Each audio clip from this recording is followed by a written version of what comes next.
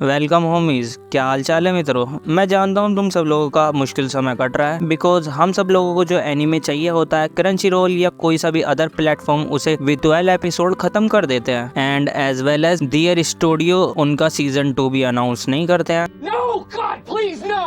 No! No! But I have a good news for you all because it's October. Recently में काफी बड़े बड़े anime अक्टूबर में release होने के लिए अनाउंस हुए हैं और उससे पहले मैंने उम्मीद छोड़ी दी थी कोई अच्छा एनीमे आने वाला है, लेकिन कहीं से किसी भगवान ने हम जैसे एनीमे लवर की आवाज सुन ली बिकॉज इस महीने काफी बड़े बड़े एनीमे आने वाले हैं। अगर तुम जानना चाहते हो वो कौन कौन से एनीमे तो ये रही उन सब एनीमे की लिस्ट। वीडियो पोस्ट कर तुम इसका स्क्रीनशॉट ले सकते हो और मैंने इसके सोर्स का भी नाम लिखा है जहाँ से मुझे इन सब एनीमे की न्यूज मिली है। लेकिन मैं तो एक मांगा और एनीमे लवर दोनों ही हूँ। हम जैसे बंदे जिन्हें इंग्लिश समझ में आती है वो आराम से मांगा और एनीमे को देख सकते हो, उन्हें कोई दिक्कत नहीं होने वाली। लेकिन जिन बंदों को इंग्लिश नहीं आती उनका क्या। अबे पढ़ाई लिखाई में ध्यान लगाओ, IAS बनो। गजब बेइज्जती है।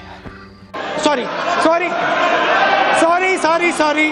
जोक असाइड तुम लोग भी सोच रहे होगे ये क्या भसड़ किए जा रहा है। वेल हाँ, मैं भसड़ ही किए जा रहा हूँ क्योंकि इस सब से मेरी वीडियो का कोई लेना देना है ही नहीं बिकॉज मैं 2024 पहली जनवरी के चेन सोल्जर एनीमे की बात कर रहा हूँ जो कि एक डार्क फैंटेसी और कॉमेडी कॉम्बिनेशन एनीमे है। इसका एनीमे मुझे काफ़ी ज़्यादा पसंद आया था तो मैंने इसकी मांगा को रीड करना शुरू कर दिया। बट स्टिल ये मांगा अभी ऑन गोइंग पर है तो मैंने सोचा इस मांगा के आफ्टर सीजन 1 के बाद का मांगा रिव्यू मांगा लवर और एनीमे लवर के साथ ना शेयर किया जाए। इसे बकवास मांगा समझने की तो भूल मत करना। इस मांगा के अंदर इन सारे खतरनाक सीन के अलावा ये खतरनाक सीन भी हैं। तो अगर वीडियो पर क्लिक कर ही दिया तो शुरू से लेकर लास्ट तक पूरा देखना, अदरवाइज तुम काफी अच्छी चीजें मिस कर दोगे। तो let's begin chain soldier chief assembly arc. लेकिन उससे पहले एक बड़ा सा स्पॉइलर अलर्ट।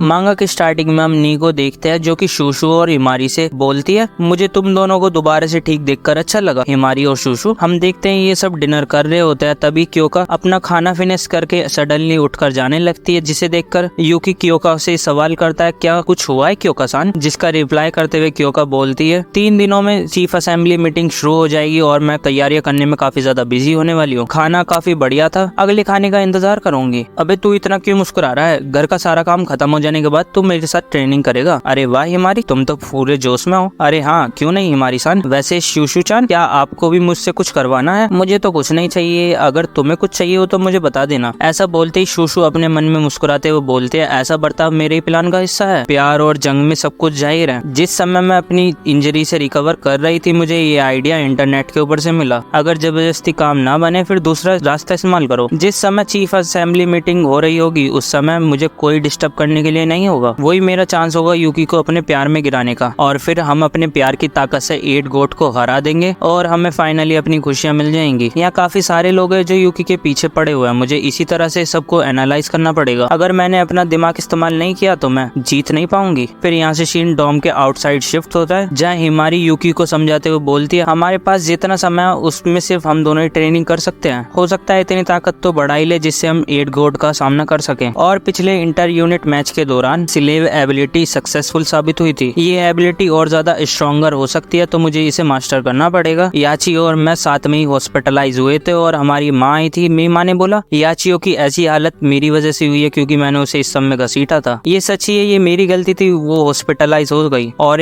हो सकता है एक दिन मेरी माँ मुझे माटो इंटर यूनिट मैच के लिए चैलेंज करे। जब वो समय आएगा मैं उन्हें उस समय स्लेव इस्तेमाल करके उखाड़ के फेंक देना चाहती हूँ। तो यूकी तुम अपनी पावर मेरे से लैंड करोगे? हिमारी के ऐसा बोलते यूकी अपनी पावर हिमारी को लैंड करने देता है। फिर यहाँ से सीन थोड़ी देर बाद शिफ्ट होता है जहाँ ये दोनों चूकी मॉन्स्टर से लड़ रहे होते हैं। तभी यूकी बोलता है हम इस एबिलिटी को कैसे रिफाइन करेंगे। यूकी की बातों का रिप्लाई करते हुए हिमारी बोलती है एक नई फॉर्म को अचीव कर इवन ग्रेटर फॉर्म। कहना आसान है यूकी, अपनी पूरी स्ट्रेंथ और स्पिरिट को पावर अप करने की कोशिश करो जैसे कि तुम्हारी पूरी बॉडी फिनिशर हो रही हो। हिमारी के ऐसा बोलते ही यूकी अपनी पावर को पावर अप करने लगता है। लेकिन थोड़ी देर पावर अप करने के बाद ही उसके ताकत वाइप आउट हो जाती है। क्या ये काइंड ऑफ इम्पॉसिबल नहीं है? मैंने देखा थोड़े से चेंज हुए थे, लेकिन तभी जमीन से शुकी मॉन्स्टर बाहर निकलने लगते हैं। तो अब ये दोनों स्लेव ट्रेनिंग पर काम करने की बजाय अपनी कॉम्बैट फिजिकल पर काम करने की डिसाइड करते हैं। तो यूकी इन सभी मॉन्स्टर को खत्म कर देता है। जहाँ थोड़ी देर बाद हम देखा अब अपने यूकी को रिवॉर्ड मिल रहा है और अपने लौंडे का रिवॉर्ड है हिमारी के आर्म को किस करना। फिर यहाँ से सीन चीफ असेंबली वाले डे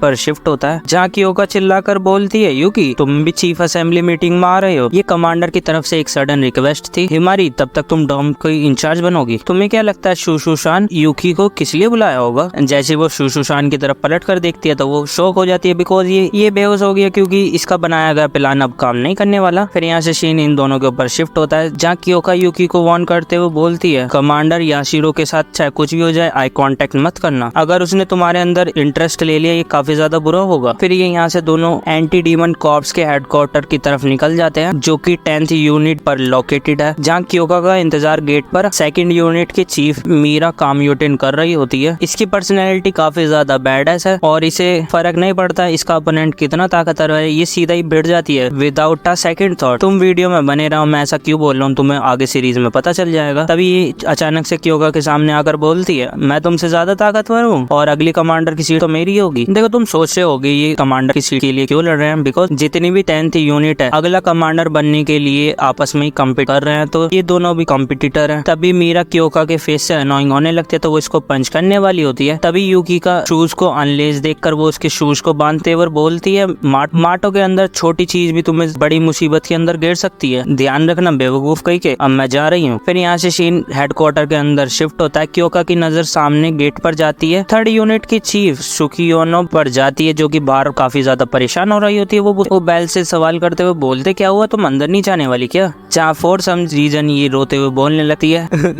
बेल की 3rd यूनिट पूरी तरह से पिट गई और हमें कुछ भी हासिल नहीं हुआ। कमांडर पक्का मेरे लिए इसका मजाक उड़ाएंगी और मेरे पेट में दर्द हो रहा है। तुम्हारी लाफिंग जीरोजिन एबिलिटी एक बढ़िया एबिलिटी है, थोड़ा प्राउड करो अपने पर। तो यहाँ इस तरह के भी चीफ हैं। फिर तभी क्योका कॉन्फ्रेंस रूम का गेट खोल कर देखते हैं तो कॉन्फ्रेंस रूम के अंदर सभी अदर यूनिट के चीफ है, जिसमें 6th यूनिट की chief Tenka Uzumo and also 1st unit की chief Konomi Tatara and also 5th unit की chief Izo Yukumo and also 9th unit की chief Fuboki Uzuma and also 6th unit की chief Varvara Pilipenko and the last one is वो is commander of all unit 10th unit की chief और commander rain यामाशीरो। इसी बीच यूकी गलती से यामाशीरो को pick करने की कोशिश करता है। इसे देखकर क्योका अपने यूकी को काफी ज्यादा डेडली लुक देती है, जिसे देखकर यूकी के फट के 4 हो जाते।